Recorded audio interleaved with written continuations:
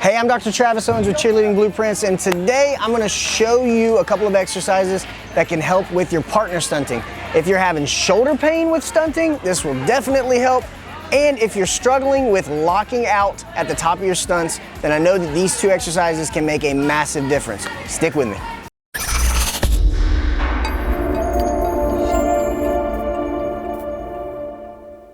When we're thinking about partner stunting or co-ed stunting, or one person lifting another person, there are two major areas that we need to have strength and stability. One is our rotator cuff group of muscles, and the other are the group of muscles that move and control our shoulder blade. Now, why are these so important? The rotator cuff helps to create stability around the shoulder, and the shoulder blade is actually what moves to get our shoulder into proper positions for stunting, tumbling, and things like that. So with these two exercises, we're going to reinforce the proper mechanics and position for partner stunting. And if you have shoulder pain when you're stunting, this can be a major help. These are two exercises that I use in the clinic and also when I'm working with athletes on improving their abilities. So the first thing we're going to do is we're going to take our nice pretty band that we have anchored off here, okay? The couple of muscles that we want to work on with our rotator cuff. When we get overhead, a lot of athletes, when they try to lock out, will tend to shrug this way, which can dump our flyer out in front of us. The proper way to do this is, particular skill with co-ed stunting, is actually to lift through our shoulder blade and get our armpit facing towards the front. And what that position is called is external rotation, meaning I'm rotating my arm away from here externally. So ways that we can work on building strength here, I'm going to show you two different exercises that can help to build external rotation strength. So we start off with our band anchored off and our arms sticking out straight from our shoulder, kind of right to the front, okay? From here, we're going to grab our band, keep our wrists nice and tight, and we're going to rotate the arm up towards the ceiling. We're going to hold that for just a few seconds and then slowly lower back down. Again, raising, holding for just a few seconds, and then lowering back down. Now, one thing we don't want to do here is just kind of fly through reps because the rotator cuff is more of a stability muscle, not a high power, high volume muscle. So again, those small holds for a couple of seconds can be very, very beneficial with building the ability to contract that muscle and hold it while we're doing other skills. So with this, I like to start off with anywhere from 5 to 10 reps with a 5-second hold.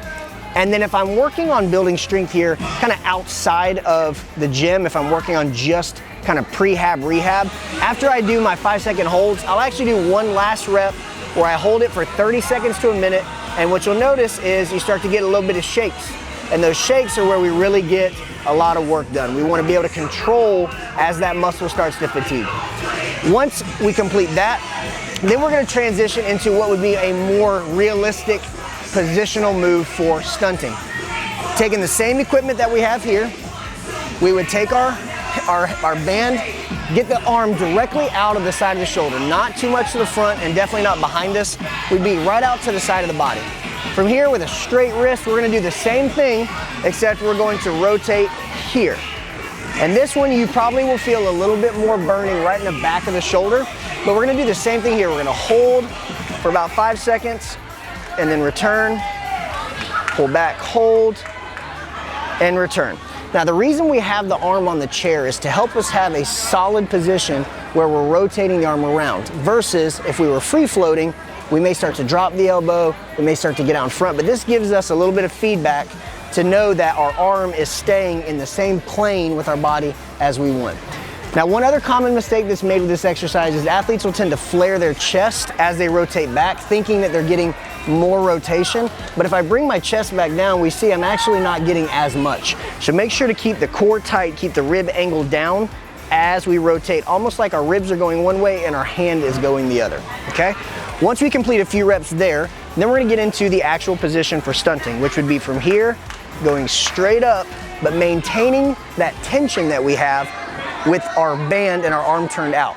And we'll know that if we maintain that tension by when returning to the starting point, we get right back to where we started. If we tend to lose it, we'll get in front, or if we start to lose the rotation, we'll end up behind the place that we started. So we want to get to that position, nice straight wrist, rib angle down, pressing up, and then slowly returning right back to where we started. Now with this, just like the other exercise, we would want to stick with like 5-second hold initially, and then with that repetition exercise we're going overhead, we can go a little bit more fluid with it where we're turning and then lifting. And then if you want to return back and get an extra rep there, you can, or if you just want to try to maintain that position as you go overhead and back down, just remember this is not a high rep, high rep movement. It's more for time under tension. So think about, can I do 5 to 10 reps over the course of a minute? That covers our rotator cuff, but now we got to talk about the shoulder blade. So we're going to grab our foam roller. You'll come with me. So using our foam roller, we're going to work on the shoulder blade and its mechanics in our stunt. So to do this, we can take our roller, place it against the wall in front of our face, and we'd have our wrists on the roller just like that. We don't want to get too high here because we won't have enough room to work. So start with the wrists here. We want to tuck our elbows in, which already gets us into some external rotation, which we were just doing.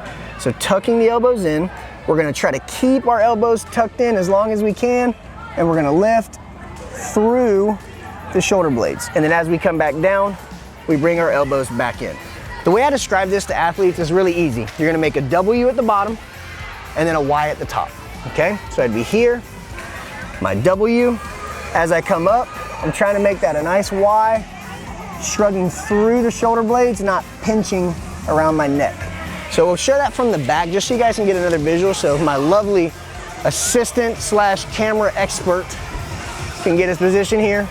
We'll start here, elbows tucked tight, rolling up, keeping our thumbs rotated outward, our wrists straight, really pushing through the shoulder blades, trying to get our head through, and then returning back down to that W position.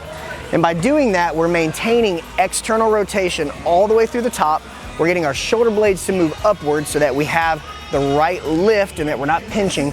And we warmed up our rotator cuff muscles with our band. And these two activities should be all you need to improve your stability in your stunts overhead and to help decrease pain that you may have with stunting.